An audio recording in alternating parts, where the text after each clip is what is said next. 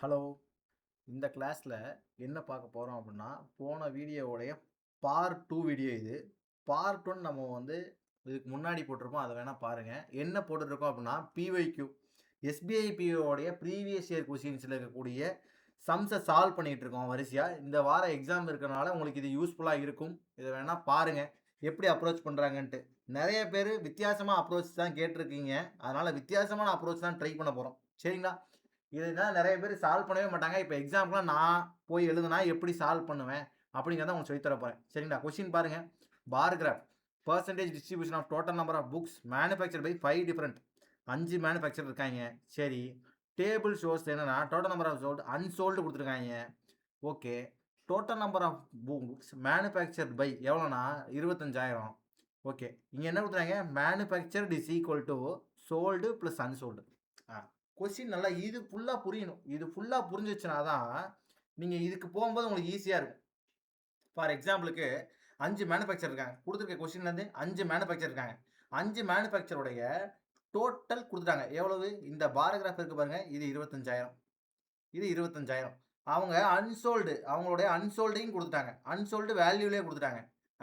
இப்போ நான் எனக்கு தெரிஞ்சு 90% மேல் 90%க்கும் மேல் எப்படி இந்த கொஸ்டினை செய்வாங்கன்றதை நான் சொல்கிறேன். இதில் டோட்டல் இருக்கா? இப்போ இதுக்கு 15% இருக்குது. இங்கே 15% இருக்குன்னா 15% 25,000 கண்டுபிடிச்சிருவாங்க. 15% 25,000 கண்டுபிடிச்சி அதோடைய வேல்யூ எழுதிக்குவாங்க. இதே மேனுஃபேக்சர்னு போட்டுக்குவாங்க, இங்கே சோல்டுன்னு போட்டுக்குவாங்க, இங்கே அன்சோல்டுன்னு போடுவாங்க. இதுக்கு 15% 25,000 கண்டுபிடிப்பாங்க. அடுத்து இங்கே அன்சோல்டு இருக்கா? அன்சோல்டு 750 போட்டுருவாங்க. பேலன்ஸ் இருக்கிறத மைனஸ் பண்ணி இங்கே எழுதுவாங்க. அடுத்து என்ன தெரியுமா பண்ணுவாங்க? அடுத்து ஏக்கு இப்படி எழுதிடுவாங்க. அடுத்து என்ன எழுதுவாங்கன்னா, பி இருக்காரு பாருங்க, பிக்கு என்ன பண்ணுவாங்கன்னா, இங்கே இருக்காரா 35% இருக்காரா, 35% கண்டுபிடிப்பாங்க 25,000க்கு. அது வேல்யூ வரும். அந்த வேல்யூவில் அன்சோல்டை மைனஸ் பண்ணுவாங்க. அன்சோல்டு எழுதிக்குவாங்க, அன்சோல்டை மைனஸ் பண்ணுவாங்க, அதுக்கப்புறம் சோல்டு எழுதுவாங்க. இப்படிலாம் செய்றீங்கன்னா உங்களுக்கு 20 நிமிஷம் இந்த ஒரு டிஐயில் முடிஞ்சிடும். இந்த டிஐ உங்களுக்கு கஷ்டமாகவும் இருக்கும். இப்போ நான் சொல்கிறேன் பாருங்கள், இந்த அப்ரோச்செல்லாம் எடுத்து வச்சுக்கோங்க. எஸ்பிஐ கிடையாது, ஆர்பிஐயே அடிச்சுட்டு போயிடலாம். இந்த அப்ரோச்செல்லாம் எடுத்து வச்சிங்கன்னா ஆர்பிஐ அடிச்சுட்டு போயிடலாம் நீங்கள் அசால்ட்டாக. சரி வாங்க, கதை பேச வேணால் உள்ளே போயிடும். கதையை பேசாமல் உள்ளே போய் கதைக்குள்ளே சொல்லிடுவோம் என்ன பண்ணுவோன்ட்டு. இந்த மாதிரி கொடுத்துட்டாங்கன்னா, எப்பயுமே கொடுத்துட்டாங்கன்னா இங்கே என்ன இருக்குது? பர்சன்டேஜில் இருக்குது. இங்கே என்ன இருக்குது? வேல்யூவில் இருக்குது. இது ரெண்டத்தில் ஏதோ ஒன்று மாற்றணும். ஒன்று இதை நீங்கள் பர்சன்டேஜாக மாற்றணும், இல்லை இதை நீங்கள் வேல்யூவாக மாற்றணும். ஏதோ ஒன்று மாற்றணும். நல்லா புரிஞ்சுக்கங்க. இந்த மாதிரி எந்த கேள்வி கேட்டாலும் போடலாம். இது வந்து ஒன்றுக்கு தான் ஒர்க் அவுட் ஆகும் கிடையாது. எந்த கேள்வி கேட்டாலும் போடலாம். இப்போ ஃபார் எக்ஸாம்பிளுக்கு எனக்கு வேல்யூவாக இதை கண்டுபிடிக்க கஷ்டம். ஃபார் எக்ஸாம்பிளுக்கு நான் இப்போ என்ன சொல்கிறேன்னா, 15% 25,000 15%ன்னு கண்டுபிடிக்கிறது எனக்கு கஷ்டம். நான் அதனால் என்ன பண்ணிடுவேன்னா, இதை வேல்யூ ஆக்கிறேன், இதை பர்சன்டேஜாக மாற்றுறேன், இது எல்லாத்தையும் பர்சன்டேஜாக மாற்றி வச்சுக்கிறேன். இது எல்லாத்தையும் பர்சன்டேஜாக மாற்றுறதுக்கு எனக்கு ரொம்ப ஈஸி. ஃபார் எக்ஸாம்பிளுக்கு இங்கே போகிறோம்னா 25,000 100%னா எனக்கு 750 வரணும்னா இது வரைக்கும் போனால் என்ன பர்சன்டேஜ்? 1%. 1% எவ்வளவு? 250. 1% 250னா 750 எனக்கு எத்தனை பர்சன்டேஜ் இருக்காரு? 3% இருக்காரு. அன்சோல்டு 3%. அடுத்து அன்சோல்டு 3%. இப்போ ஏவை மட்டும் எடுத்து கம்பேர் பண்ணுறேன். நான் என்ன யோசிப்பேன்னா, ஏ மேனுஃபேக்சர்ட் எவ்வளவு? ஏ மேனுஃபேக்சர் 15%. கரெக்டாக? ஏ மேனுஃபேக்சர் 15%.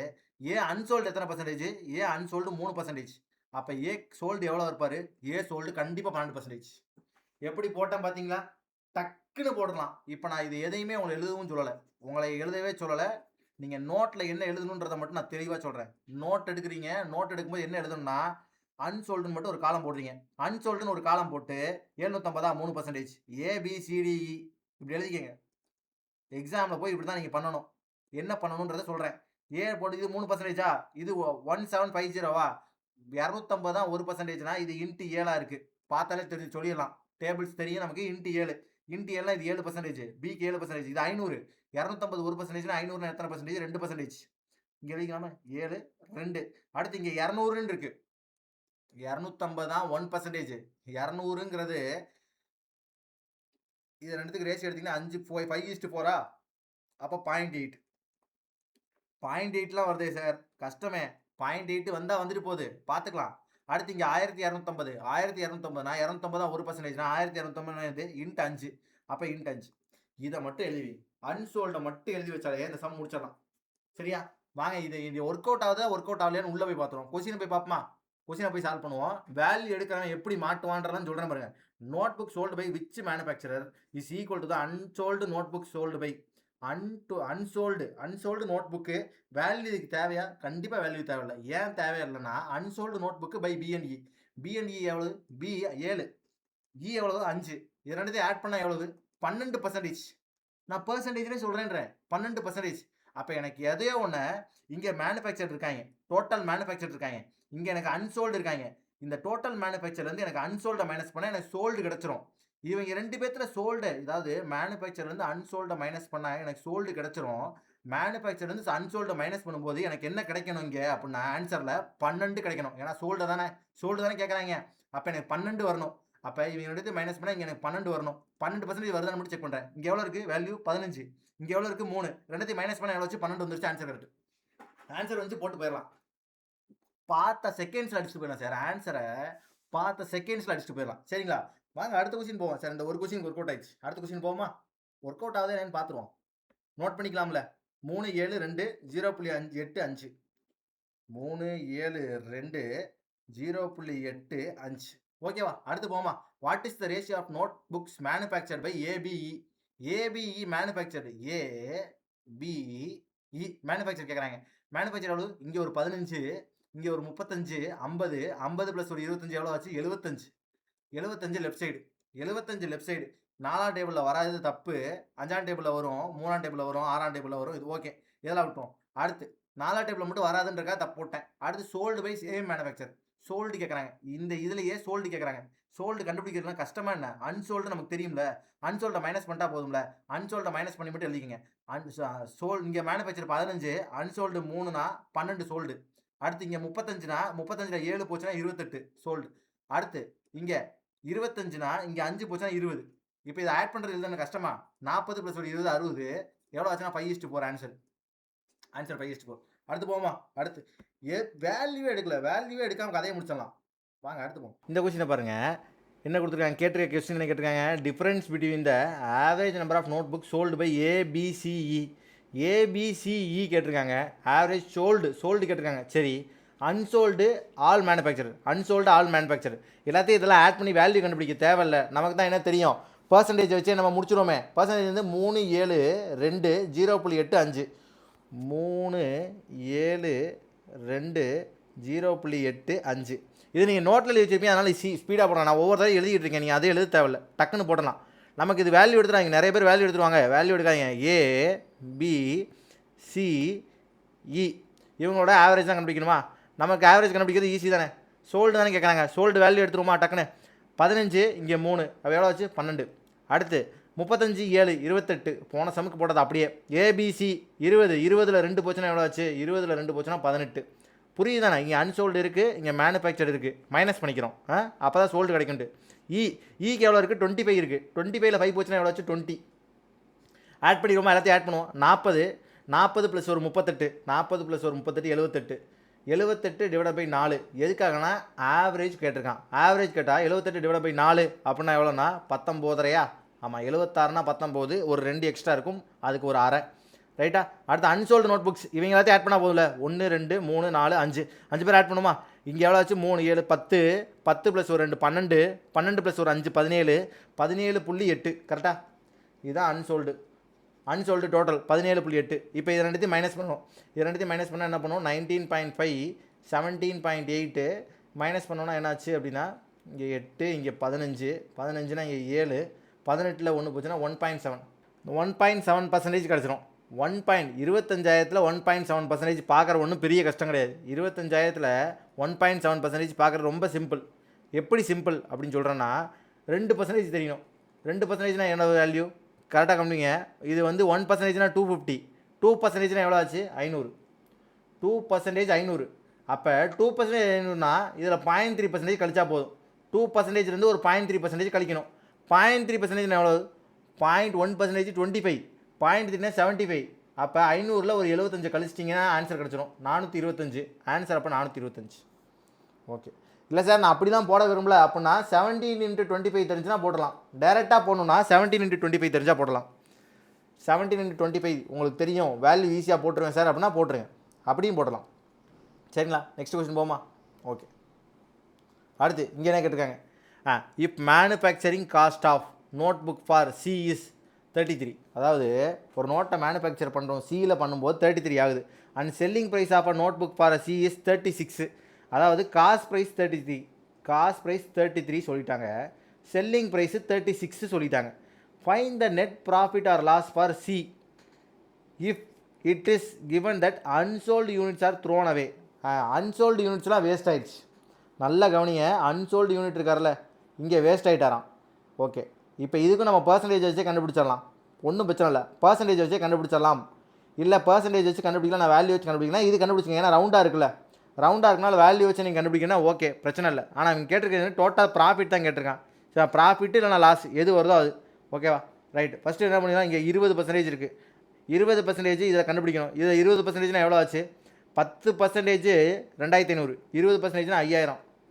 5000 ப்ராடக்டாக வாங்கியிருப்பா, அது செஞ்சுருப்பான், மேனுஃபேக்சர் பண்ணிப்பாங்க 33 ரூபாய்க்கு.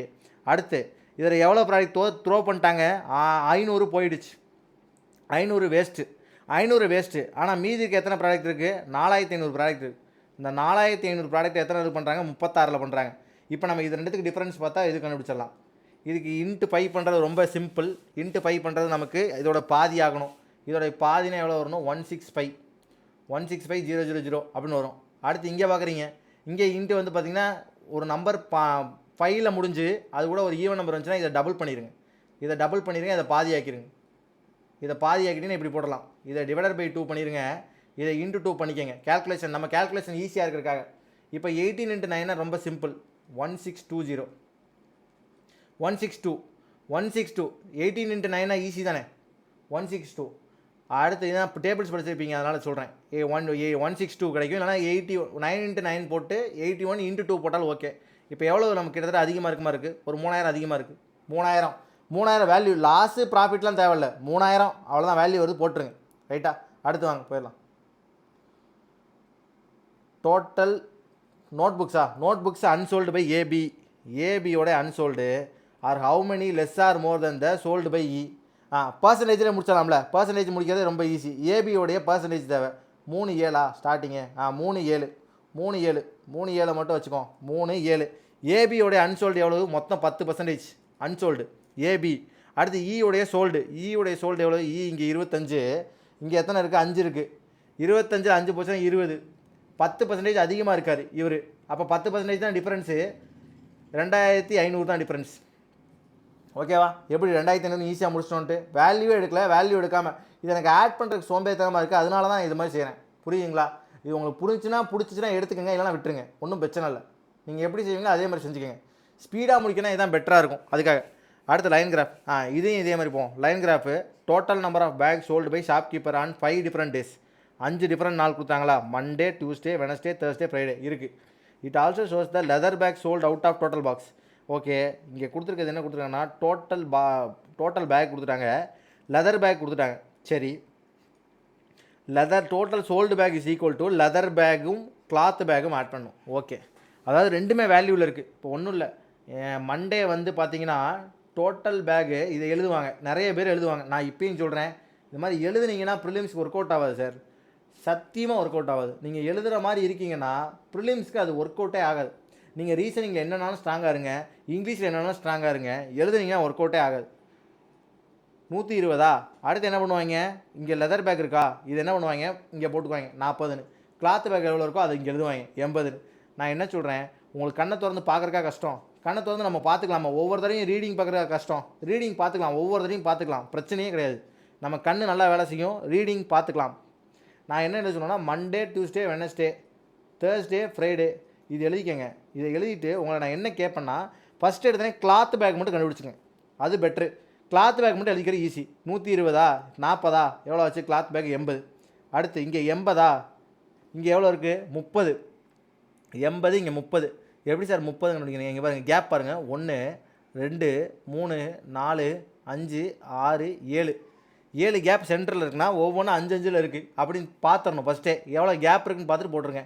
இங்கே 80, இங்கே எவ்வளோ இருக்குன்னா 40, 80 30 இருக்குது, அப்போனா இங்கே எவ்வளோ வரும்னா 50. ரைட், அடுத்து இங்கே எவ்வளோ இருக்குது, 85 90 100 இருக்குது, அப்போ 100. இங்கே 100னா டோட்டல் 100, இங்கே எவ்வளோ இருக்குன்னா இங்கே வந்து 35 இருக்குது. 100ல் 35 போச்சுன்னா எவ்வளோ ஆச்சு? 65. கிளாத் பேக் மட்டும் எழுதி வச்சுக்கிறேன் கன்வீனியன்ட்டுக்காக. அடுத்து இங்கே வரீங்க, இங்கே எவ்வளோ இருக்குது? 50 இருக்குது. இங்கே எவ்வளோ இருக்குது? 90 இருக்குது. 90 இருந்தால் இங்கே 50 இருந்தால் இங்கே 40 வரும். அடுத்து இங்கே எவ்வளோ இருக்குன்னா 110 இருக்குது. இங்கே எவ்வளோ இருக்குன்னா 35. 35. 110ல் 35 போச்சு. 100ல் 35 போச்சுன்னா 65. 110ல் போச்சுன்னா 75. ஓகே, இப்போ இதை மட்டும் எழுதி வச்சுக்கிறேன். Total cloth bag sold on Friday. ஃப்ரைடேயோட டோட்டல் பிளாக் எவ்வளோ வச்சு? 75. Is what percentage more than cloth bag sold on Tuesday? Cloth bag sold on Tuesday. Tuesday வந்து பார்த்தீங்கன்னா 50. எவ்வளோ மோர்னு கேட்குறான். 25 மோர், அதனால் 50% தான் ஆன்சர். இங்கே 50% தான் ஆன்சரு. 50% ஆன்சரில் இல்லை. ஆஹா, அப்போ ஏதோ மிஸ்டேக் ஆயிருக்கு. என்ன மிஸ்டேக் ஆயிருக்கு? இது ரெண்டுத்தில் ஏதோ மிஸ்டேக் பண்ணிக்கேன். என்ன மிஸ்டேக்கு? இங்கே ரீடிங் எடுக்க தப்பு பண்ணிட்டேனா? 110 மேலே டோட்டல் பேக்ஸ் 110. ஓகே, இங்கே எவ்வளோ இருக்குது? 40. 35 30 25. ஓ 25. ஓகே 185. இங்கே 85 75ன்னு போட்டேன், இதான் மிஸ்டேக். 75ன்னு போட்டேன், மிஸ்டேக் ஆகிடுச்சு. சரிங்களா? நீங்கள் இந்த மாதிரி பார்த்துக்கங்க, கொஞ்சம் கேர்ஃபுல்லாக பார்த்துக்கங்க. இந்த மாதிரி மிஸ்டேக்ஸ் வரலாம். சரிங்களா? கொஞ்சம் உடனே திட்டிடாதீங்க. சரிங்களா? எவ்வளோ மோர்னா 35 அதிகமாக இருக்குது. 35 தான் 70%. Okay right. அடுத்து போயிடலாமா? இந்த மேலே ரீடிங் எடுத்துக்கிறேன், ஒரு இதை எழுதலை. Ratio of total cloth sold by cloth bag Monday. Cloth bag Monday மட்டும்தானே? கிளாத் பேக் மண்டே 80 இருக்காரு. கிளாத் பேக்கு வெனஸ்டே எவ்வளோ? 65. 80:65. 80:65 நான் டேரெக்டாக போட்டலாம். 16-13 எழுதி தான் போடணும் சொல்லுங்கள், எழுதி போடலாம். 80:65 5ஆம் டேபிள் அடிச்சிங்கன்னா 16:13. அடுத்து average number of cloth bag sold on Monday and Thursday. இப்போ நீங்கள் கேட்குறலாம் கிளாத் பேக் தான் கேட்குறாங்க. Monday Thursday average Monday Thursday average எவ்வளவு? 80-40 120 120 டிவைட் பை 2 60 தான் ஆவரேஜ். ஓகே, அடுத்து cloth bag sold on Thursday is what percentage of cloth bag sold on Monday? Thursday is what percentage? Thursday எவ்வளவு? 40. Monday எவ்வளவு? 80. எவ்வளவு? 50% தான் இருக்கார். வாட் பர்சன்டேஜ் லெஸ்ன்னு வேறு கேட்டிருக்கான். எப்படி பார்த்தாலும் 50% தான். மேலே 40 கீழே 80. எப்படி பார்த்தாலும் 50% தான். 50% கம்மியாக இருக்கார். ஓகேவா? அடுத்து இந்த question. Total bag sold on Saturday is 20% more then the Thursday. அதாவது சாட்டர்டேன்னு ஒருத்தர் புதுசாக கொண்டு வராங்க. அவங்க டோட்டல் அதிகமாக. டோட்டல் பேக்ஸ் இங்கே எவ்வளோ இருக்குது? 110. தேர்ஸ்டே கேட்டிருக்காங்க. தேர்ஸ்டே இங்கே பாருங்கள், டோட்டல் பேக்ஸ் எவ்வளோனா 90 இருக்கார். 90ஓட ஒரு 20% அதிகம்னா 108 இருப்பார். Okay, Saturday 108. அடுத்து total cloth bag sold on Saturday are 20% more than that of Wednesday விட 20% மோர். வெனஸ்டே ஃபஸ்ட்டில் எழுதிப்போனா வெனஸ்டே 65, அதோட 20% மோர். 65ல் 20%னா ஒரு 13 அதிகமாக இருக்கும். கரெக்டாக? 65ல் 20%னா 20% 13 அதிகம்னா 78. ஓகே, அடுத்து என்ன கேட்டிருக்கான்? Leather bag. இவங்க ரெண்டு டிஃப்ரென்ஸ் கேட்குறான். சாட்டர்டே இது ரெண்டுக்கு டிஃப்ரென்ஸ் எவ்வளோ? 30.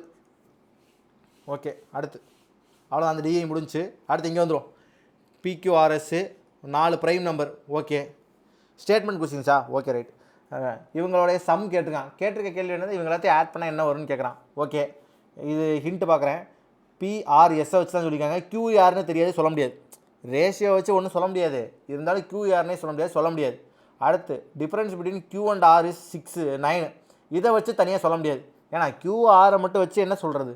பியும் சொல்ல எஸ்ஸையும் சொல்ல. இங்கே பாருங்கள், பிக்யூஆரை கொடுத்துருக்காங்க, எஸ்ஸை பற்றியே பேசுகிற. அதனால் இதை வச்சு தனியாக சொல்ல முடியாது.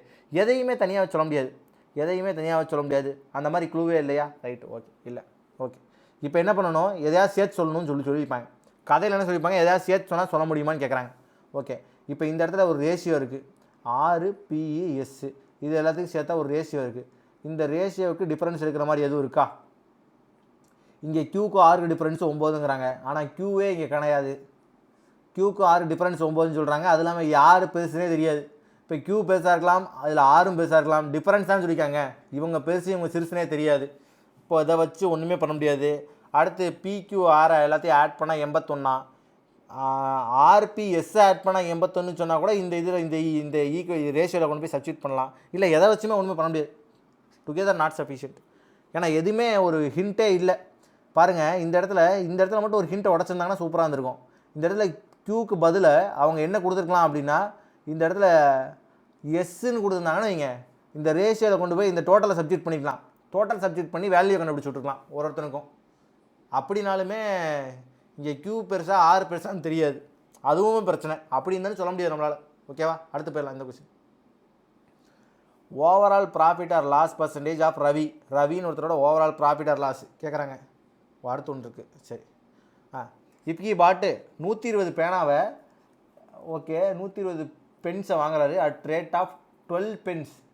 எவ்வளோன்னு தெரில, 12 பேனாவை இந்த ரேட்டுக்கு வாங்கியிருக்காரு. எதுனா இருக்கலாம், ஒரு 10 ரூபாயா இருக்கலாம், ஒரு 15 ரூபாயா இருக்கலாம். அப்படின்னு வாங்கினா 120 பேனானா இன்ட்டு 10 ஆகுது. இங்கே என்ன வேல்யூ வருது அது இன்ட்டு 10 கொடுத்துக்கணும். அப்போ பி வேல்யூ தெரியாது, எவ்வளோ நாள் இருக்கலாம் நமக்கு. சரி, பி வேல்யூ நமக்கு எவ்வளோ நாள் இருக்கலாம். ஓகே, அடுத்து அண்டு சோல்டு மட்டும் கியூ பென்ஸ் எவ்வளவு, கியூ பென்ஸ் ஒரு ₹1. ஓகே, கியூ பேனாவும் சொல்லிட்டாங்க. கியூ பேனா எத்தனை பேனான்னு தெரியாது, அதை வந்து 12 ரூபாய்க்கு விற்கிறாங்க. ஓகே, 12 ரூபாய்க்கு விற்கிறாங்க.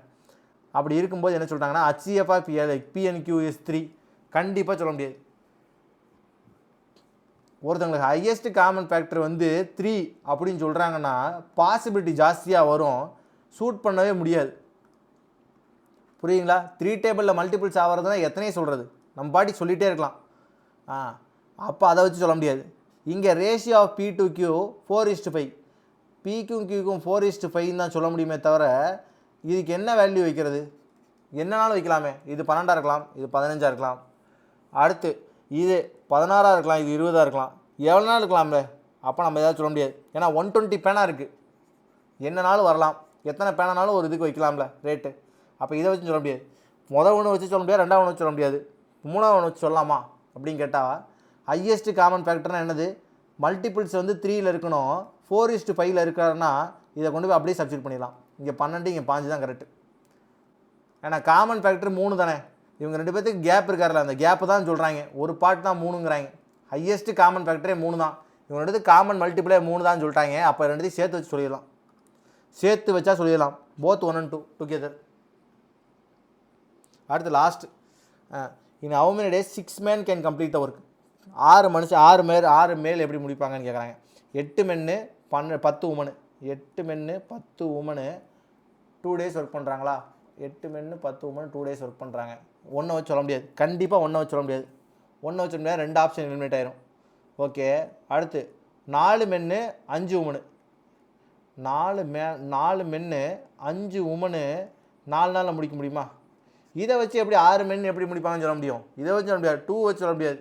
ஓகேவா, 2 வச்சுன்னு சொல்ல முடியாது. இப்போ 2 சேர்த்துக்கலாம், 2 சேர்த்து இங்கே எழுதிக்கலாம்னு வச்சுக்கோங்களேன். 4 + 5 women × 4. ஓகே, இது எழுதுவோம். எழுதி செஞ்சோம்னா எப்படி வந்துடும், மென்னுக்கும் உமனுக்கும் ரேஷியோ வருமா பார்ப்போமா? இங்கே இதை அடிச்சிடலாம். 1 2 இது என்ன 8 men + 10 women is equal to 8 men + 10 women. அப்படியே வந்துருச்சு. இப்போ அப்படியே கேன்சல் ஆகிடுமே, எல்லாமே அப்படியே கேன்சல் ஆகிடுமே ஈக்குவல் பண்ணால். அப்போ நம்மளால் கண்டிப்பாக என்ன முடியும், சொல்லவே முடியாது. இவங்க 2 பேருக்கு ரேஷியோ தெரிஞ்சுன்னா சொல்ல முடியும். இவங்க 2 பேருக்கு ரேஷியோ தெரியாமல் இப்படி பாதியை கொடுத்து பாதியை, இங்கே வருங்க 8 men 4 men 10 women 5 women 2 நாளா 4 நாளா இப்படி எல்லாத்துக்கும் ரேஷியோ ஈக்குவலாக கொடுத்து வச்சுட்டாங்கன்னா எல்லாமே அப்படியே கேன்சல் ஆயிடுது. அப்போ நம்மளால் கண்டிப்பாக என்ன முடியும், 2 வச்சு சொல்ல முடியாது. cannot be determined answer. சரிங்களா? ஓகே, இந்த கிளாஸ் பிடிச்சிருந்துச்சுன்னா லைக் பண்ணுங்கள்.